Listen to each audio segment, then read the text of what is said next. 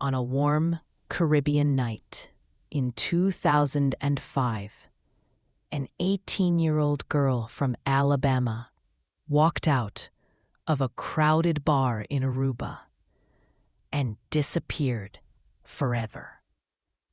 No screams, no calls for help, just silence and a mystery that would haunt two nations for decades. Her name was Natalee Holloway, and tonight we trace her last hours, step by step, minute by minute. This story isn't just about a disappearance.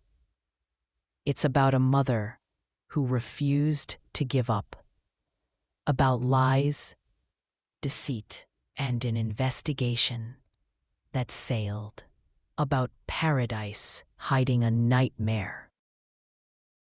Natalee Holloway arrived in Aruba on May 26, 2005, with 124 other seniors from Mountain Brook High School.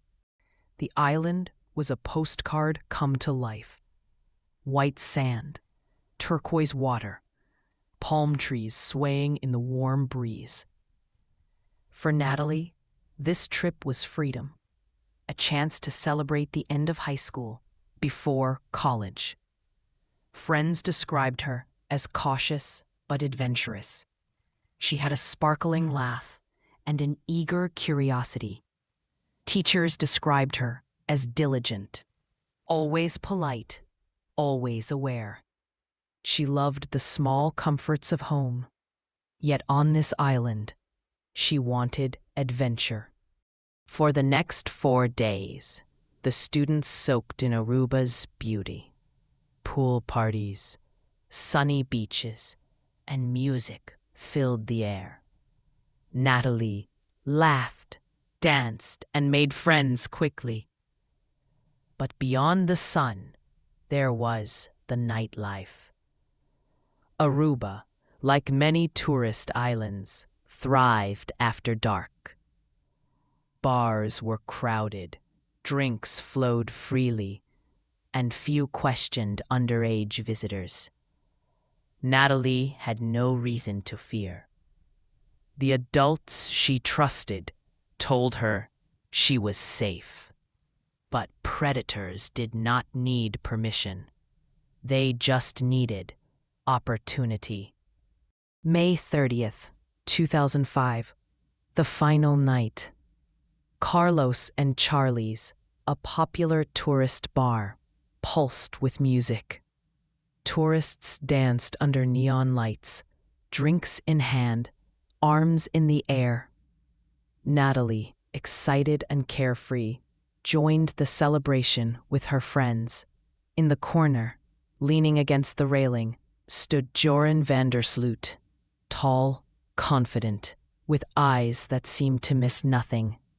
He watched Natalee, blending into the crowd, unnoticed by the adults or friends.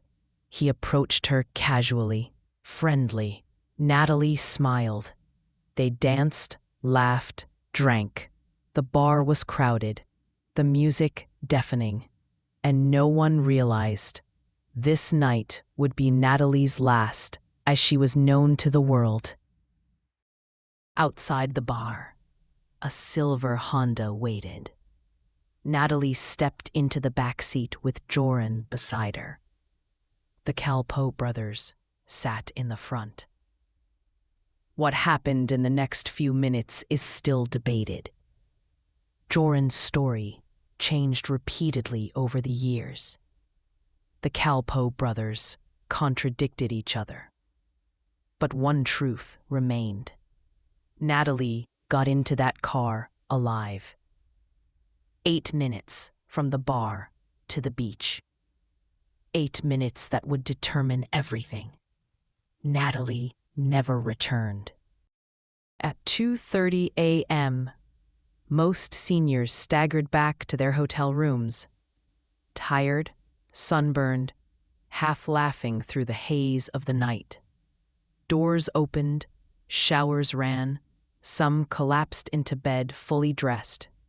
But in room 215, everything was still.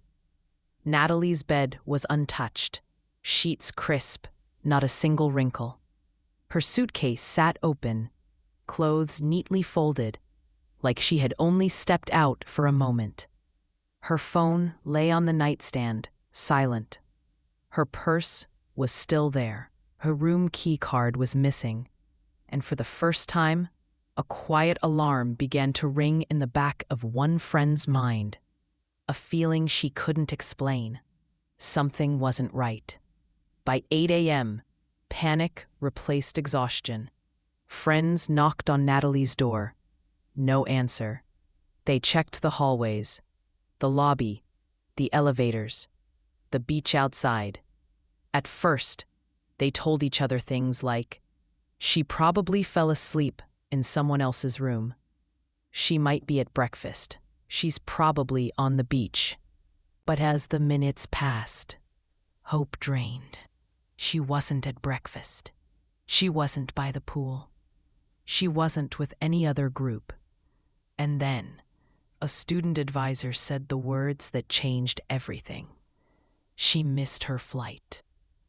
Natalee had never missed anything in her life. Flights, classes, commitments, nothing. And suddenly, the group understood. This wasn't a misunderstanding. This was a disappearance. In a quiet home in Alabama, Natalee's mother, Beth Holloway, was sipping morning coffee when her phone rang. The voice on the other end trembled. "Aunt Beth, Natalee didn't come back last night, and she missed her flight." Beth didn't scream. She didn't panic. She froze. Every mother knows a child's rhythm, their patterns, their habits. And Beth knew instantly this wasn't a mistake. Her mind raced, her hands shook, her heart felt like it cracked in one motion. She didn't wait for instructions. She didn't call for permission. She packed a suitcase, grabbed Natalee's photo, and ran to the airport. Beth Holloway was heading to Aruba, and nothing in her life would ever be the same. Night dropped over Aruba when Beth's plane touched down. She walked through the sliding doors of Reina Beatrix Airport with one thing in her hands, a photograph of her daughter. The air was humid, the wind warm, and the island that once seemed like paradise now felt like a trap. Local authorities were slow, almost casual. They didn't understand the urgency, but Beth did. A mother always does. She went straight to the Holiday Inn, walked across the lobby with fire in her eyes, showed Natalee's picture to staff, guests, anyone who would look. Everyone recognized Natalee from one detail: the blonde girl who left with the Dutch boy. The name struck Beth's heart like a blade.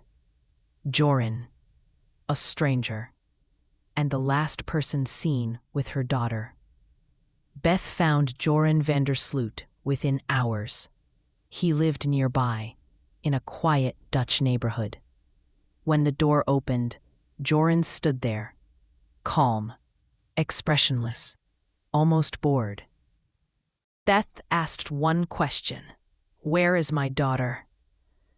Joran blinked, leaned on the doorway, and gave his first version of the story. "She was drunk. We dropped her at the hotel. She fell down. A guard helped her." "A guard? What guard?" "No one at the hotel saw her. No cameras showed her arriving." Every instinct inside Beth screamed. He was lying. And he would continue lying for years, changing his story again and again and again. Beth rushed to the police station. demanding immediate action. But the officers seemed unconcerned. "Teenagers go missing all the time," they said. "She probably wandered off. She'll show up." Beth slammed Natalee's photo on the desk. "This is not a runaway. My daughter is missing." The clock kept ticking. Hours became precious. Crucial leads slipped away. Witnesses went home. Memories faded. Evidence washed into the sea. Had the first 24 hours been handled right, this story might have been different. But the system failed Natalee before the search even began. By mid-morning, the Aruban police finally began their formal investigation. Beth Holloway was persistent, showing Natalee's picture to every officer on duty. Questions were asked, but answers were vague. Officers seemed unsure, untrained for a case of a missing tourist. Witnesses were interviewed, friends, hotel staff, bar employees, but their statements were inconsistent. Beth felt the frustration building. Every delay, every miscommunication, every shrugged shoulder was a moment lost. She refused to leave the island. She knew time was the enemy. As the sun dipped below the horizon, volunteers and local authorities began searching the beaches. Torches lit the sand. Waves crashed against the shore. Dogs sniffed along the tide line. Every shadow seemed to hold a secret. Every footprint sparked a glimmer of hope.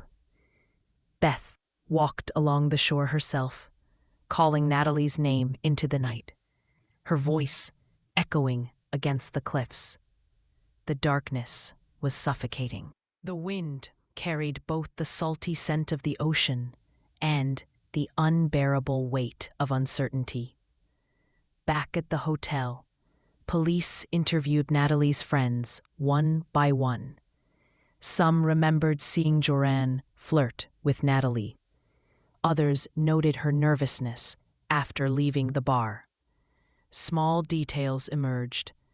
A silver car seen near the hotel late at night. Voices heard calling her name on the street. Drinks she had consumed at the bar. Beth listened, scribbling notes, piecing together a timeline. Every small clue mattered. Every detail might be the key. News of Natalee's disappearance quickly spread internationally. Cameras flashed. Reporters asked questions. The story gripped headlines in both the US and the Netherlands. Beth faced the media with dignity, her voice steady, yet her eyes betrayed the fear and anger she felt. The world now knew Natalee Holloway was missing, and her mother would stop at nothing to find her. As investigators worked, inconsistencies began to surface. Statements from Joran and the Calpo brothers conflicted. Evidence was sparse, circumstantial. Critical leads were lost in translation and bureaucracy. Beth noticed every misstep, every half-truth, every delayed call. The frustration of watching the system fail only intensified her determination. Beth refused to sleep. Volunteers, friends, and even some police set up a night stakeout near the bar and surrounding streets. Every car passing was examined. Every shadow studied. The hours stretched. The humidity thickened. Every passing minute felt like eternity. The island that once promised paradise had become a cage of fear. As the night wore on, hope mingled with despair. Some volunteers believed Natalee might be hiding somewhere, scared or disoriented. Others feared the worst. Beth walked the streets alone, calling for her daughter, feeling every heartbeat echoing in the quiet town. Every sound was a signal, every silence a threat. Her motherly instinct screamed. Something was very wrong. By the end of the first night, the search had yielded no clues. Beth Holloway stood on the beach, staring at the ocean, clutching Natalee's photograph. The waves whispered secrets she could not hear. The wind carried uncertainty.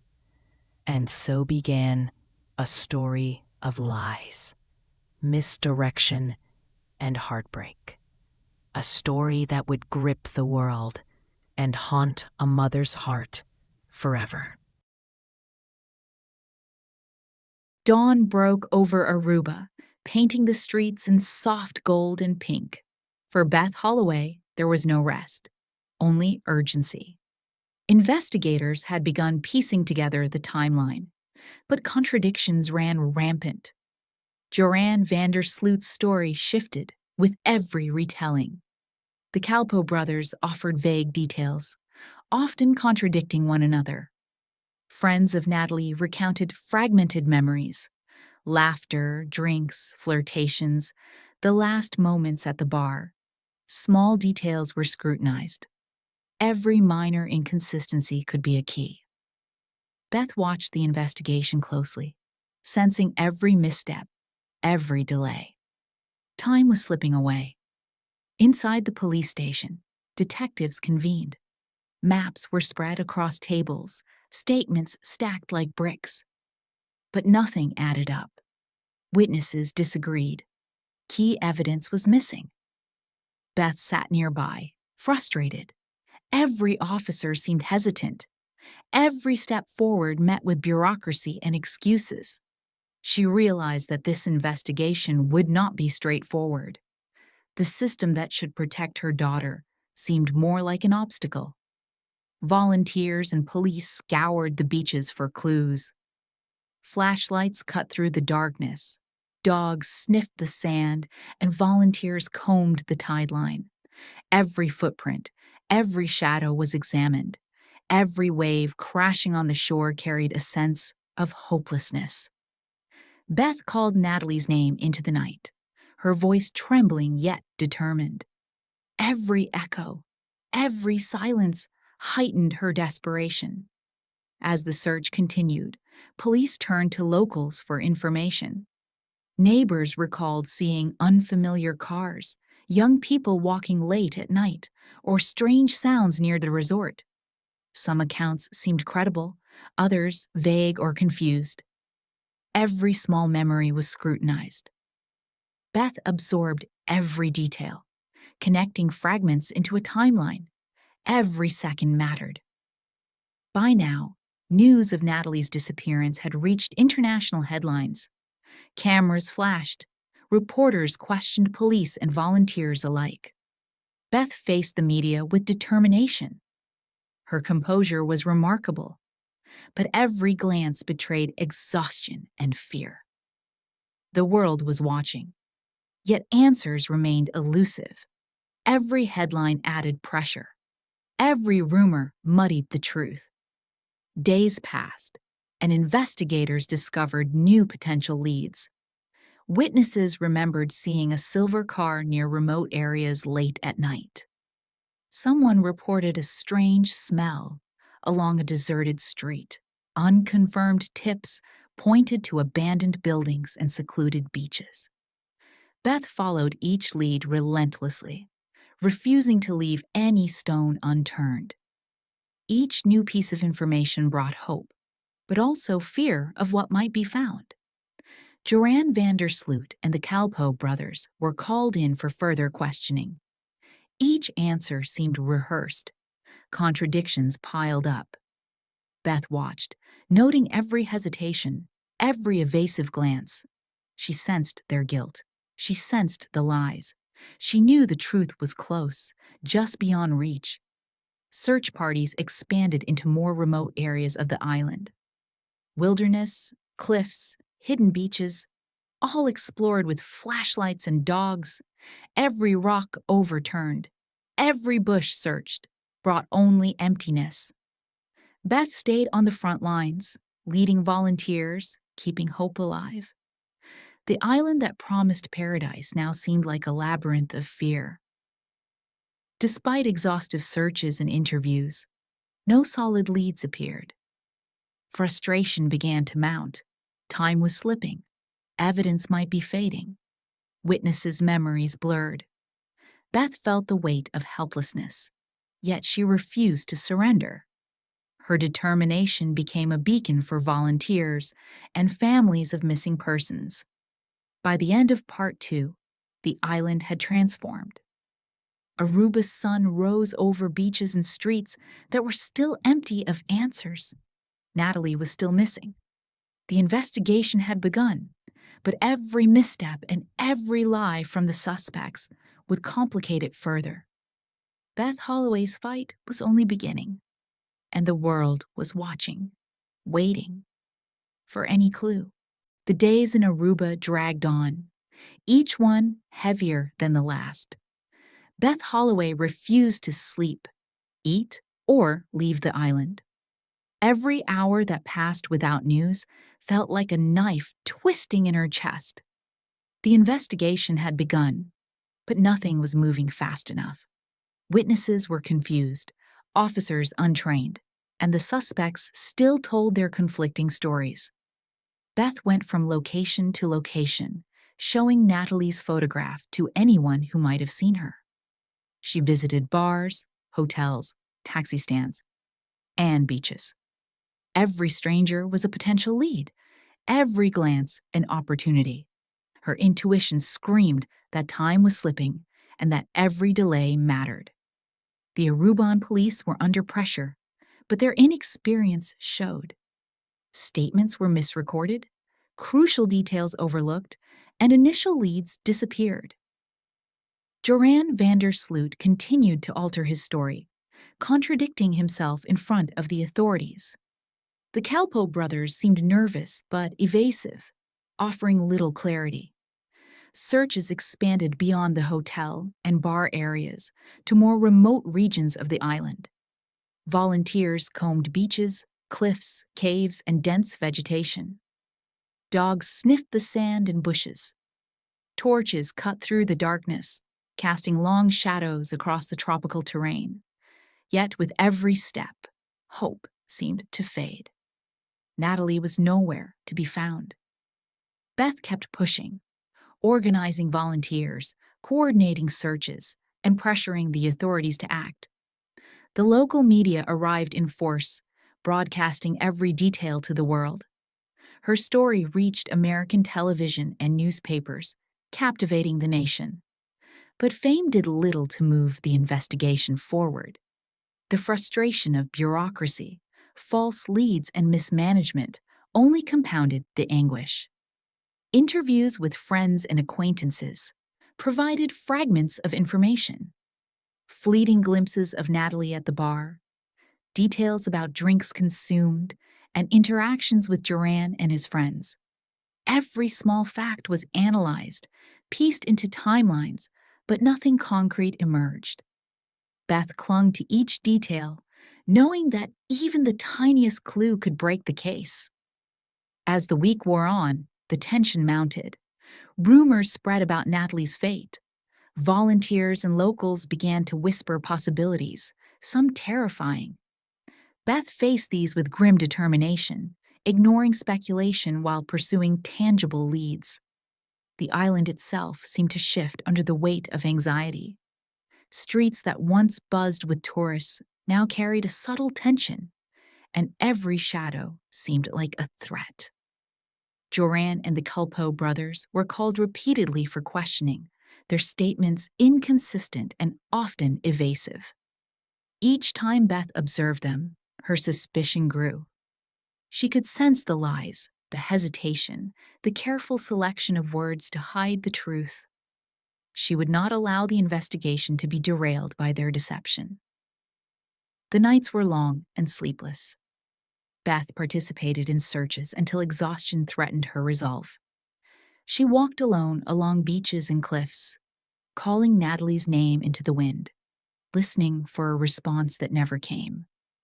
Waves crashed in the darkness, each one a reminder of the time slipping away. By the end of the first week, the pattern of frustration, false leads, and contradictions was clear. Investigators were working, but the pace was slow, and the system faltered at every step. Beth's fight intensified. She would not leave Aruba until she knew what had happened to her daughter. Every missed opportunity, every contradictory statement, every lost lead fueled her determination. Natalee Holloway remained missing.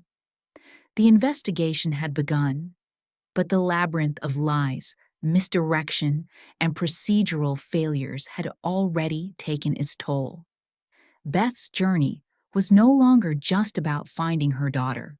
It was about demanding truth, exposing deceit, and fighting an international system that seemed indifferent to the urgency of a young life lost in paradise.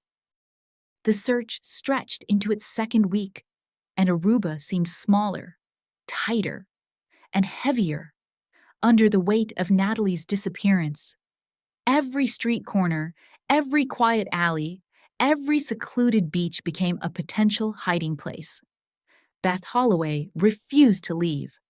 She moved tirelessly from one location to another, holding her daughter's photograph like a lifeline, speaking to locals, police, volunteers, and anyone who might have information. Her determination was a force unto itself.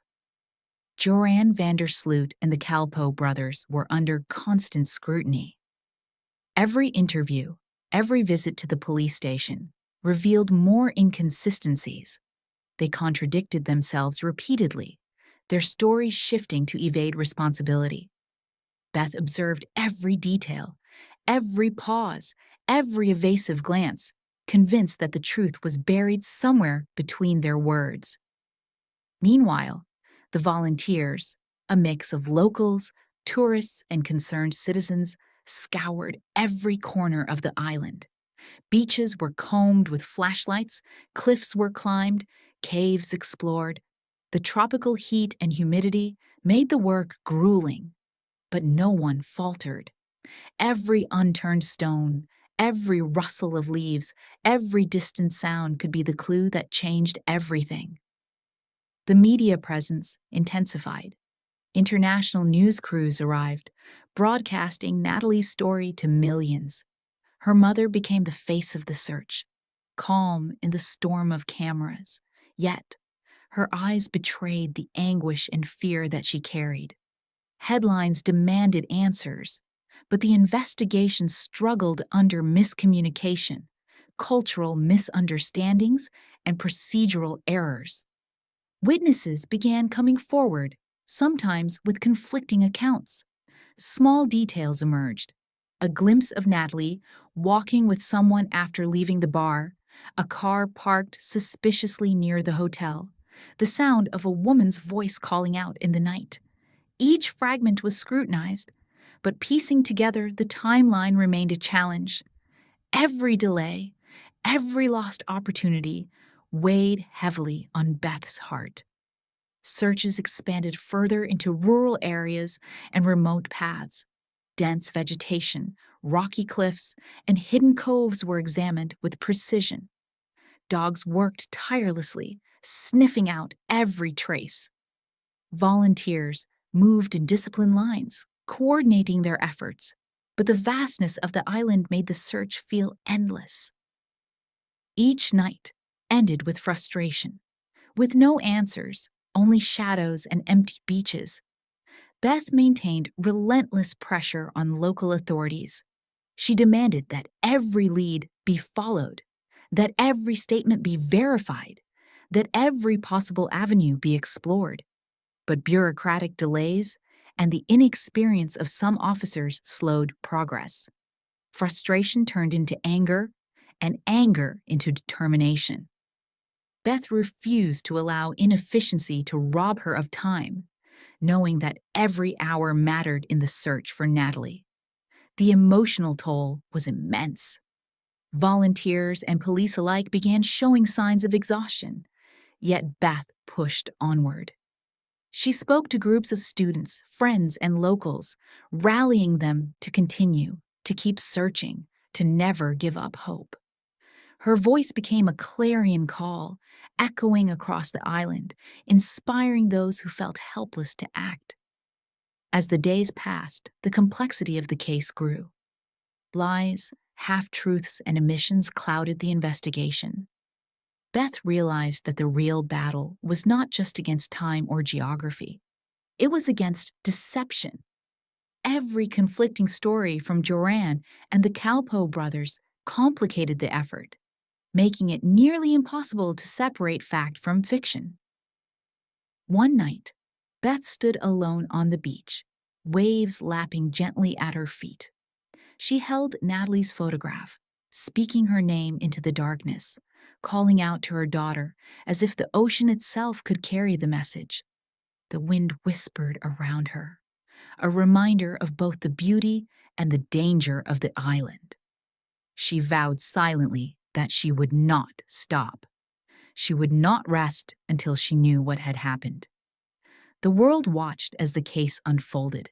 News headlines speculated, some accurate, some not. The pressure mounted on local authorities and the suspects alike. Each passing day increased the tension, sharpened the stakes, and heightened the urgency. Every missed opportunity now felt like a critical loss. By the end of the second week, a sense of unease had settled over the island. Natalee was still missing, and the investigation was in a delicate balance. Lies had been exposed, timelines questioned, and evidence analyzed, yet the truth remained elusive. Beth Holloway's fight had become an international quest, fueled by hope, love, and unyielding determination.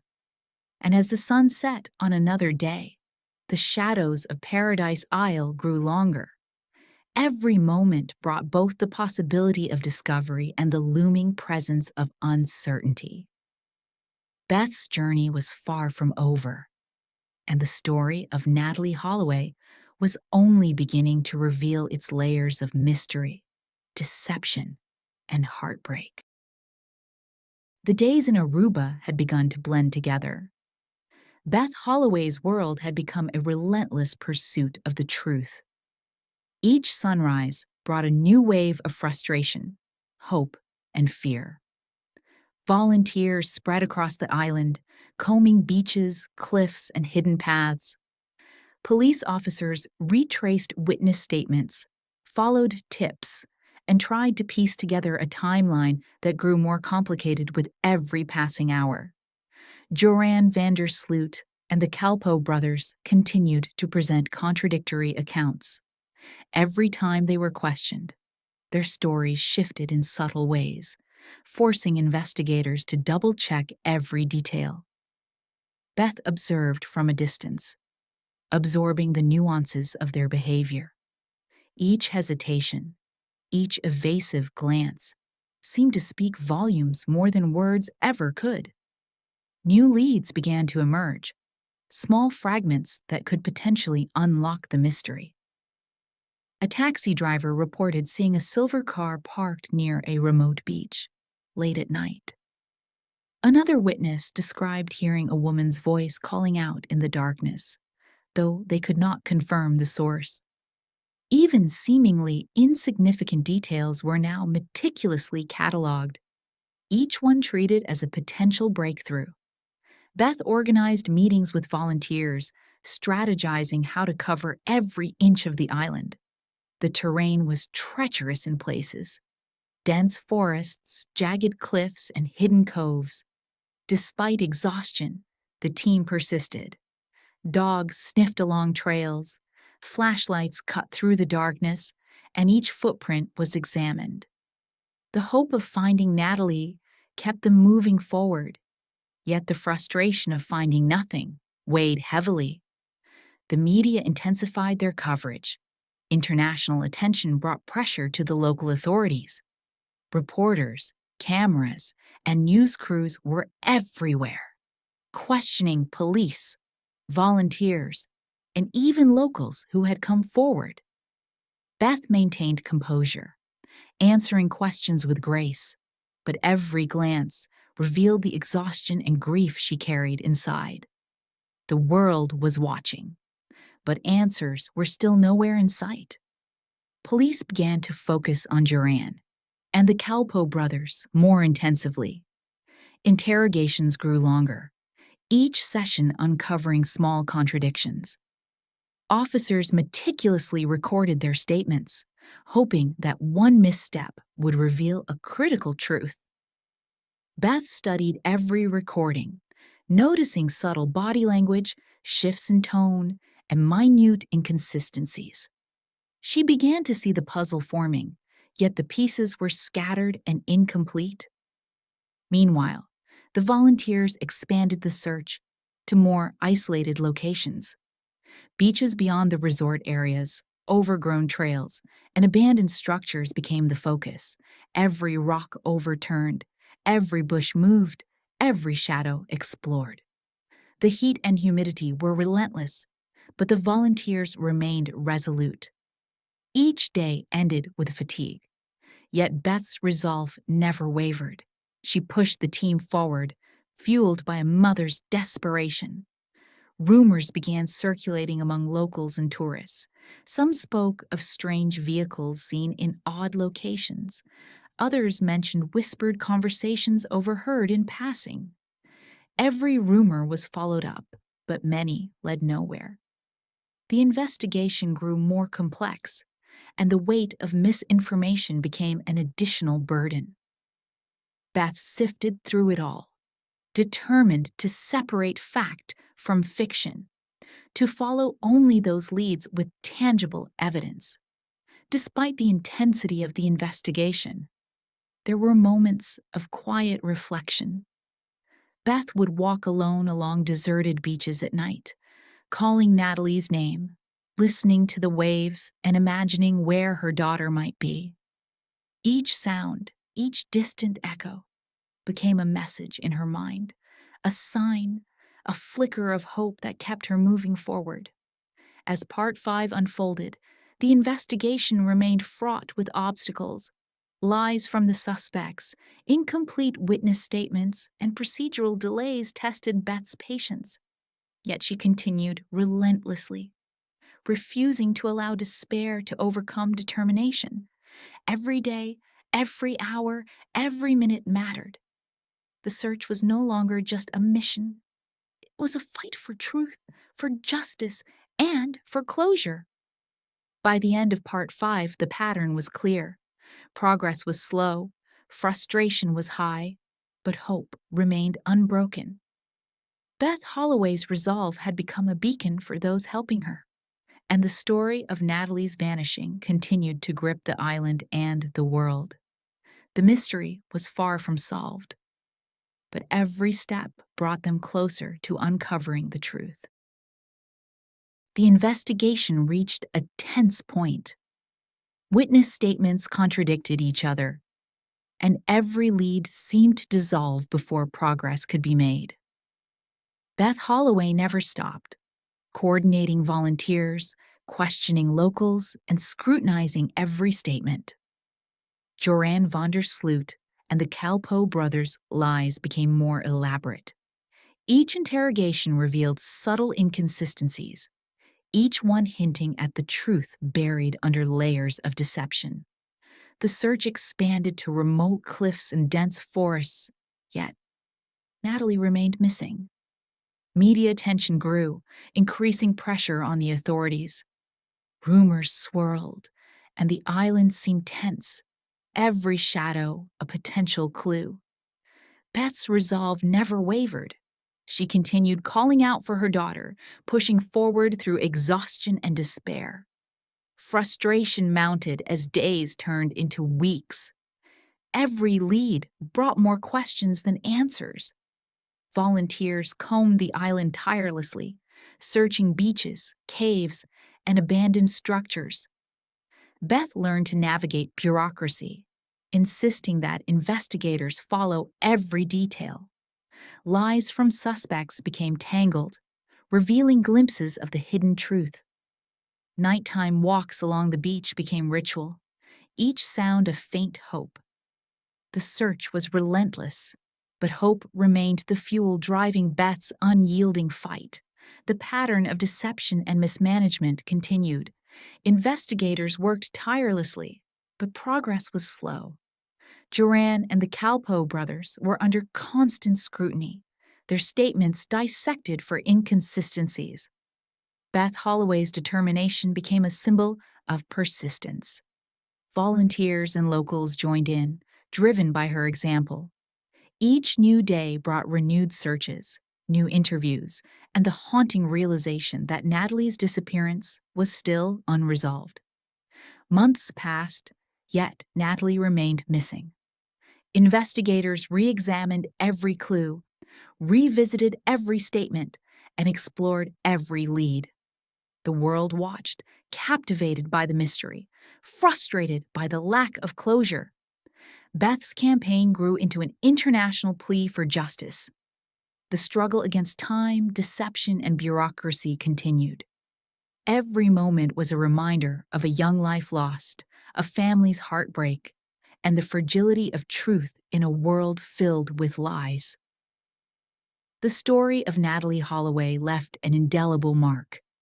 Despite exhaustive searches and endless interrogations, the truth remained elusive. Beth Holloway's relentless pursuit highlighted the flaws of international investigations and the power of a mother's love. Though unanswered questions remained, the world remembered Natalee. Her disappearance became a symbol of urgency, of vigilance, and of the enduring fight for justice. Beth's journey was far from over, but her courage inspired generations to never stop seeking truth. Thank you for listening to this episode of Natalee, The Vanishing on Paradise Isle. Every disappearance leaves behind questions, heartbreak, and lessons we cannot ignore. If you found this story compelling, please make sure to like, subscribe, and hit the notification bell so you don't miss future episodes. Share this episode with friends who care about true crime and justice. And remember, the search for truth never ends. Stay vigilant, stay aware, and stay safe. Until next time, this is your channel name, keeping the stories alive.